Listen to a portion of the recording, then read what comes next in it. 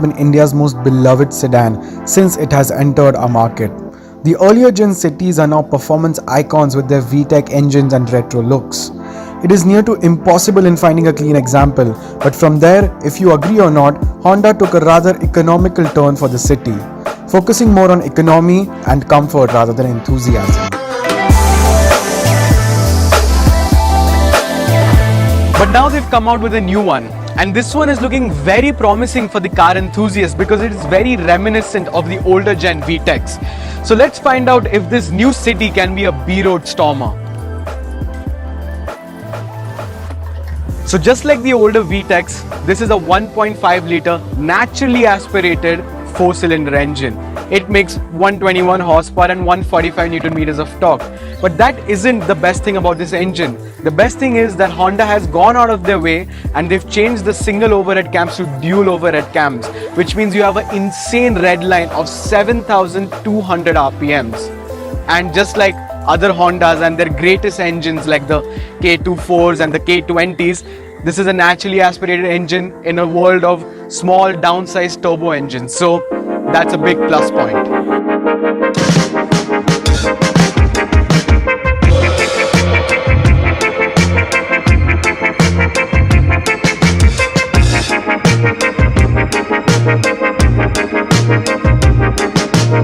Just like in true Honda fashion, they've kept this engine a naturally aspirated engine, which means it's super fun to ring it out and go till the red line, which is an insane 7,200 RPMs. And this has been achieved because Honda has made this engine a dual overhead cam engine, and that means that this engine pulls super hard. And in fact, it drives like an analog sports car. The way it revs, the way the gear change happens, it's very analogish. But then you look around and the interior is super modern, and you have this nice digital gauge cluster up here in front, which has a G-force meter, which looks super cool.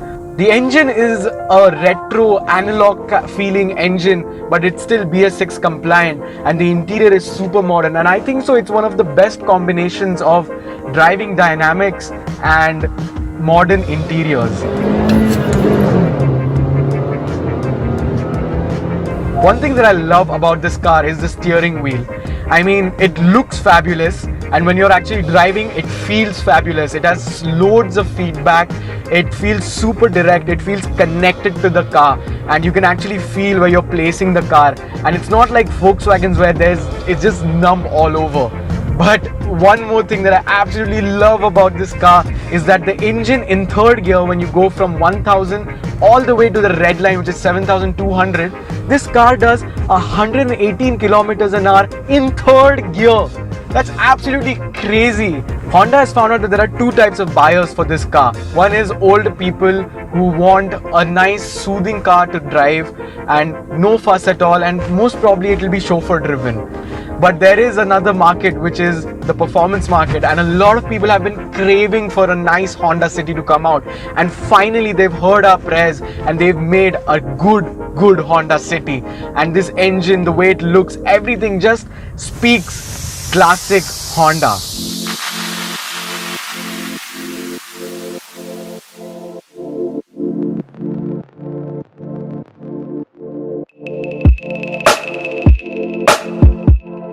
I have been to many households where they have a few crores worth of luxury cars in their garage, but they still have a Honda City with them because it's great for doing quick runs to the market or doing some small errands here and there. And that is because of how the Honda City looks. It doesn't look as aggressive or as pointy as the Verna, but over time the Verna starts to look a bit outdated. Whereas this is much more of a contemporary and a long run design, which means it looks good even if it's a few generations old. So at the front, you get a massive grille, chrome grille up front with new headlights also. But there are a few things which I don't like, which is the fake vents in the front bumper. When it comes to the side profile, they've carried on the classic 3-box design of sedans, which means it's perfectly proportioned. And when you come down to the back side of the car, these taillights actually remind me of cars like the 3 Series or the new BMW 8 Series because of this little point over here. But all in all, this design is very simple, minimalistic, and it's doing its own business. On the side profile, according to Honda officials, There is one line which starts at the front of the headlight and goes all the way back to the tail light, and that design is called the katana blade design. So just like the outside, the interior is also very simple and minimalist. They've carried forward that simple design language into the interior of the car as well, and it looks absolutely gorgeous. You get a brand new steering wheel from them, and it is one of the best steering wheels in the business. Like, just the way it looks and where the buttons are placed and everything, it's perfect.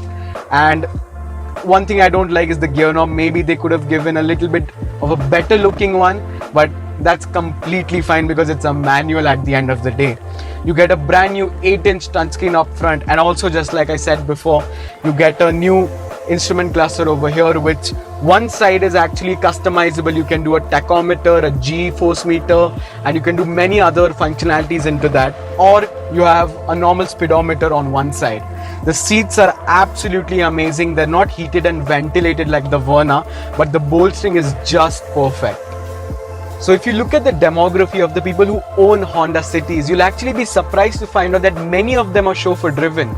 And for that, they've actually increased the length of the car by 109 millimeters, increased the width by 53 millimeters, and that translates into 31 millimeters of extra leg space and 26 millimeters of extra room at the back. And that is absolutely wonderful. That means you have more space to keep your legs over here, and they've actually given a small incline here at the back, which means your legs are kept in the optimum angle so that you're seated perfectly. You also get 3 headrests at the back, one for each passenger, and also an extra seat belt for the middle passenger. And yeah, you get rear AC vents, and the sunroof is a little bit ahead, but completely fine. It's absolutely spacious at the back.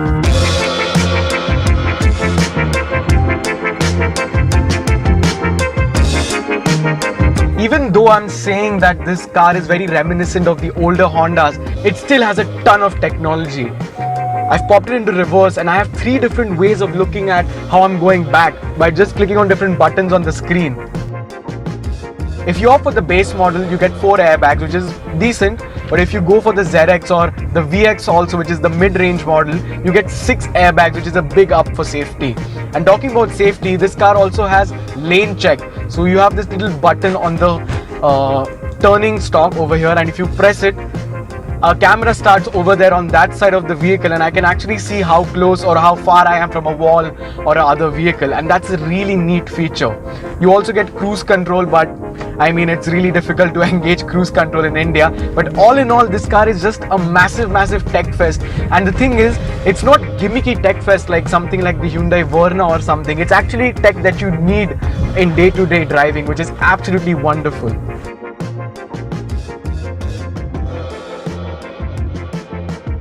So like most of you all know, I'm a big Volkswagen and Skoda fan, and when the new 1-liter TSI came out, I was absolutely in love with it. The Verna didn't do too much for me. I've driven that also, but this 1.5 manual ZX City, it's absolutely wonderful to drive. I mean, just the whole experience of driving it, like the instrument cluster, the way the engine picks up, the red line of the engine at 7,200 RPM, it's absolutely amazing to drive. And with its new looks and the way the interior has been designed and everything that it just represents, the JDM culture and everything else, I mean, it's slowly becoming one of my favorite cars in the segment. And well, at 10.89 lakhs for the starting base model City, I don't think that's a bad deal at all. And for this one, the ZX manual, I mean, it starts at 13.49 for the ZX manual, and it's quite a decent deal if you think about it. It makes more horsepower than most other cars in the segment.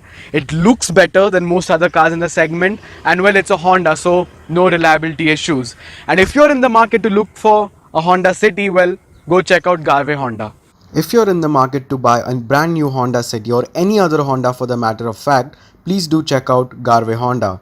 They're a brand new dealership based out of Pune, and they have amazing staff, service center and many other facilities. So if you're in the market to buy a new Honda City, do check them out. Thank you so much for watching this video. Like, share and subscribe. Tell us what you think about the Honda City